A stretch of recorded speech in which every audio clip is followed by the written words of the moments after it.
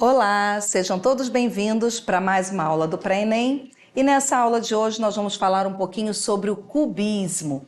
Esse cubismo foi um dos primeiros movimentos artísticos do século XX, chamado vanguardas europeias. E por que o termo vanguarda? Vanguarda vem do francês avant-garde, que é a guarda avançada. É um termo que veio do exército e as artes visuais aderiram a esse termo justamente para denominar aqueles movimentos artísticos do início do século XX.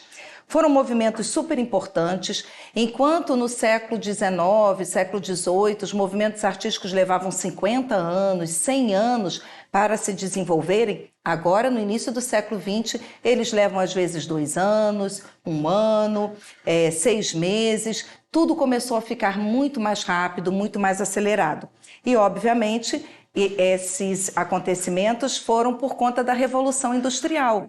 Agora nós temos uma Revolução Industrial mais afetiva, o uso das máquinas estão a todo vapor, então a industrialização, essa nova tecnologia que se apresenta no início do século XX vai fazer com que os artistas modifiquem a maneira de pensar e a maneira de fazer a arte. E esse movimento que nós vamos trabalhar hoje, chamado cubismo, é justamente esse movimento que vai inaugurar essa nova fase da arte e do movimento artístico, da época. Vamos aqui conferir comigo algumas dessas características. Vamos lá? O cubismo é o primeiro movimento das vanguardas europeias, surgido em 1907 com a obra Les Demoiselles d'Avignon, As Senhoritas de Avignon, de Pablo Picasso. Desse modo, esse movimento aconteceu em uma época marcada por inovações tecnológicas, com a ruptura do pensamento tradicional e tensão política que precedeu a Primeira Guerra Mundial, que foi entre 1914 e 1918. E é caracterizado pelo geometrismo, pelo antiacademicismo e pela fragmentação. Gente, vamos lembrar aqui desse termo academicismo. Lembra-se quem assistiu a minha aula anterior, a aula número 2, que fala sobre o neoclassicismo, fala justamente sobre esse termo. O que é o termo academicismo? Questões de linhas retas, simetria, equilíbrio, perspectiva, linha do horizonte, as cores naturais igual a que acontecem na natureza, as cores reais. Agora eu tenho um movimento artístico que quebra com essas regras. E os artistas decidiram quebrar com essas regras, não porque eles não conheciam. Pablo Picasso, ele era um artista realista, ele entendia de anatomia. Se você for pesquisar e buscar obras do início da carreira de Picasso, você vai poder conferir isso. Só que os artistas da vanguarda europeia decidiram quebrar, romper com esse academicismo, justamente por conta da tecnologia que estava acontecendo na época.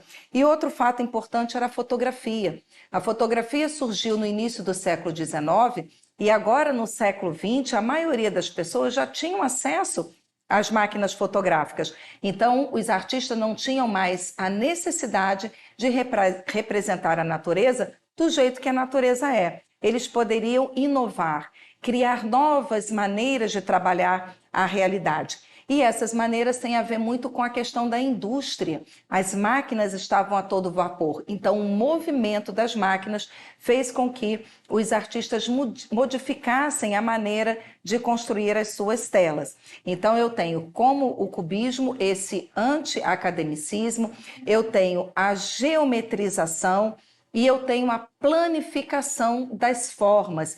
Então, as formas são trabalhadas em cubos, com linhas retas. Vamos acompanhar comigo, vamos seguir adiante no nosso slide. Aqui eu tenho a obra Les Demoiselles d'Avignon, que foi a primeira obra desse movimento. Eu digo que ela é um cubismo analítico porque justamente ela analisa as partes de um todo, as partes de um objeto. Observe que essas mulheres, elas não são reais, elas são trabalhadas com linhas retas, com triângulos. O rosto dessas mulheres é marcado por um grafismo africano e isso foi fonte de inspiração para Pablo Picasso. Então elas parecem que estão com máscaras. E o fundo dessa cena não dá para você identificar. Não é o quarto, não é uma casa, não é um lugar propriamente dito. Esse fundo dessa imagem é considerado abstrato. É apenas linhas e manchas de cores e formas geométricas. Vamos seguir aqui adiante que eu vou falar das duas fases do cubismo, a fase analítica e depois a fase sintética. O analítico, marcada pela paleta monocromática, com a presença de linhas retas, pelo tratamento abstrato do espaço, com cenas fragmentadas que se relacionam por meio de figuras que pareciam se deslocar para trás e para cima. Abandona o realismo para apresentar os objetos decompostos, mostrando suas partes em um mesmo plano, tornando-as praticamente irreconhecíveis.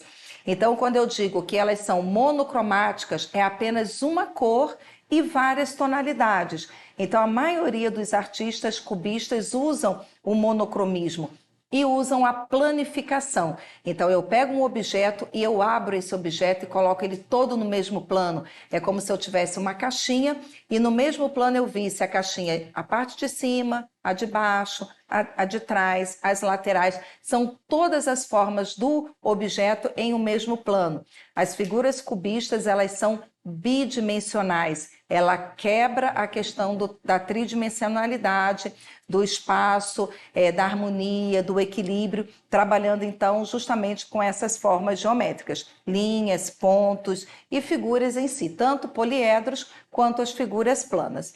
Vamos continuar no nosso slide? Essa aqui é uma outra obra muito importante também de Pablo Picasso, que mostra esse cubismo analítico. Eu tenho aqui uma menina com um bandolim, então você consegue observar entre essas formas geométricas uma pessoa e um bandolim. Eu quero chamar a atenção aqui, gente, para uma das questões que eu falei do abstrato e do cubismo. Nós não podemos errar nesses dois conceitos. Uma obra abstrata é uma obra que nega a representação real das coisas. Então, quando você visualizar uma cena, uma pintura, e você não consegue identificar nenhum elemento, não tem carro, não tem casa, não tem pessoas, não tem animais, é apenas manchas de cores ou figuras geométricas soltas, ela é uma obra abstrata. Uma obra cubista, não. Uma obra cubista vai usar do recurso da matemática, das linhas, dos cubos, das formas geométricas, mas ela vai ser reconhecível em certo ponto. Você vai conseguir observar que tem uma pessoa, que tem um animal, que tem um objeto. Então, o cubismo representa a realidade por meio de formas geométricas. O abstrato não representa nada da realidade, ok? Não podemos errar nesses dois conceitos, tudo bem? Vamos seguir adiante, acompanhe aqui comigo no slide. O cubismo sintético, então, ele sem abandonar o processo da decomposição do objeto, apresentado simultaneamente em suas diferentes dimensões, ele busca, entretanto, torná-lo novamente reconhecível. Também introduz elementos variados sobre a tela, palavras, pedaços de tecido, madeira, vidro ou metais e até objetos inteiros, utilizando uma técnica mista de pintura e colagem, que pretende despertar sensações táteis no observador. Então, o cubismo sintético, ele tenta resgatar o que o cubismo analítico fez. O cubismo analítico abriu a figura, planificou a figura. Agora eu tento colocar objetos, partes daquele mesmo objeto que eu estou desenhando dentro da cena. Então é uma técnica mista porque eu uso a colagem. E essa questão tátil, a sensibilidade das texturas que são apresentadas na obra. Vamos acompanhar aqui e ver uma dessas obras. Essa obra é a Guitarra de Pablo Picasso. Observem que tem pedaços de jornal escritos compondo esse objeto. É claro que esse objeto dá uma sugestão do objeto, ele não está exatamente real, como realmente uma guitarra, mas você consegue observar o traste da guitarra, o corpo da guitarra, as cordas, mesmo com esses outros elementos de colagem propriamente ditos. Ok? E essa outra obra que eu trago para vocês é a obra justamente que é da questão do livro da primeira série que nós vamos analisar. Essa obra é emblemática, o nome dessa obra é Guernica, é óleo sobre tela, também é uma obra de dimensões bem grandes, ela é 3,51 metros por 7,82 metros, então é uma obra gigantesca. Ela está no Museu Nacional Central de Arte da Rainha Sofia, em Madrid, na Espanha. E eu quero chamar a atenção para você nessa obra, o rosto desses personagens. Eu tenho um boi, e nesse boi eu tenho 2 olhos virados para frente, então a lateral dele também está na frente. Eu tenho um cavalo no centro, acima do cavalo eu tenho uma luz como algo que está iluminando, mostrando acima dos acontecimentos, ou até testemunhando esse acontecimento. O cavalo está com a boca aberta, como se gritando em desespero. Eu tenho perto desse animal que parece um boi, eu tenho uma mãe também chorando com uma criança no colo, talvez morta. No final da tela, na base da tela, eu tenho um braço com uma espada quebrada, uma rosa que representa também a questão da Espanha, né, de uma resistência espanhola. Então, essa obra mostra o rosto, tanto dos animais como das pessoas, um rosto de desespero, um rosto de sofrimento. E todas elas no mesmo plano. Essa obra ela tem tons de azul na sua obra original. E aqui eu quero falar um pouquinho sobre essa obra. Guernica é uma obra do pintor espanhol e cubista Pablo Picasso. Ela retrata o bombardeio à cidade de Guernica durante a Guerra Civil Espanhola, entre 1936 e 1939. Trata-se de uma das obras mais emblemáticas do artista e foi produzida em 1937. Atualmente, a tela está exposta no Museu Nacional Central de Arte Rainha Sofia, em Madrid, na Espanha. E essa obra, gente, ela carrega uma forte crítica ao fascismo alemão, criada para a Exposição Internacional de Paris. Isso porque, na altura do ocorrido, Pablo Picasso estava vivendo na França. O artista já estava trabalhando em outra obra para expor no evento. Entretanto, o ataque à Guernica lhe afetou tanto que ele decidiu mudar de ideia. E assim surgiu uma das mais icônicas obras da história da arte mundial. A cidade de Guernica está localizada no norte da Espanha, no País Basco. Ela foi bombardeada em 26 de abril de 1937, mediante um ataque aéreo feito pela Alemanha nazista. Gente, essa obra foi assim um desastre. A maioria das pessoas que estavam nessa cidade eram civis, mulheres e crianças. Por isso abalou muito Picasso e outros artistas da época, porque foi um bombardeio desnecessário. Os homens estavam na guerra. E essa cidade, então, foi praticamente destruída. Eu trago aqui no próximo slide uma fotografia da época mostrando esse horror, né, que a guerra causa às cidades, às pessoas. Vamos observar. Essa obra, com cerca de 6.000 habitantes a cidade, estima-se que 1.660 pessoas morreram e 890 ficaram feridas. Então, gente, foi realmente uma tragédia.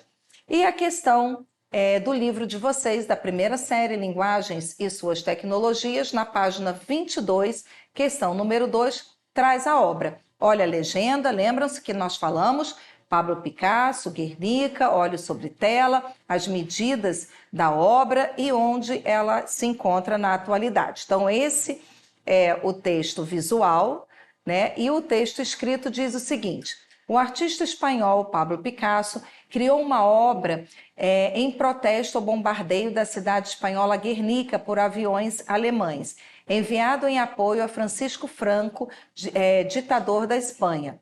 O ataque ocorreu em 26 de abril de 1937, tendo do Pablo Picasso pintado a tela um mês após o bombardeio.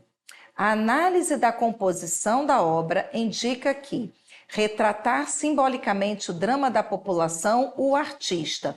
Então, gente, o que ele está querendo nessa obra? O tema da obra é cubista, Pablo Picasso era cubista. Ele vai falar do drama da obra. Então, ele quer que você analise as propostas, as opções dentro do conflito da guerra de Guernica e, junto desse conflito, as características do movimento cubista. Vamos então analisar. Opções. Letra A. Colocou lado a lado figuras fragmentadas e grotescas. Letra B. Organizou os elementos de modo a criar uma realidade estática.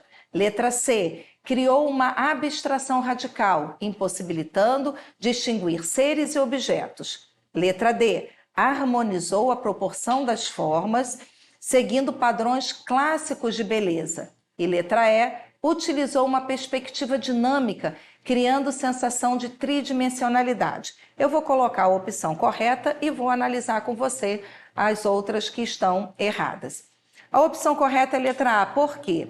Ele é uma figura fragmentada, nós já vimos que o cubismo faz isso, e são grotescas, elas não são amenas, as pessoas estão com cara de horror. Na letra B, por que está errado? Porque ele diz que ele vai criar uma realidade estática. Elas não são estáticas, elas estão em movimento. Na letra C, ele diz que criou uma abstração. Já comentamos sobre abstracionismo e cubismo. Então, ela não é abstração, você reconhece sim os elementos apresentados na obra. Na letra D, ele diz que harmonizou a proporção das formas segundo os padrões clássicos de beleza. Com certeza, Pablo Picasso não vai usar os padrões clássicos de beleza, de perspectiva, do academicismo, lembram? E a letra E, ele diz que usa a perspectiva dinâmica, também não tem uma perspectiva dinâmica e nem tem a sensação de tridimensionalidade. A obra Guernica é uma obra bidimensional. Muito obrigada pela atenção de vocês. Por hoje ficamos aqui e aguardamos você na próxima.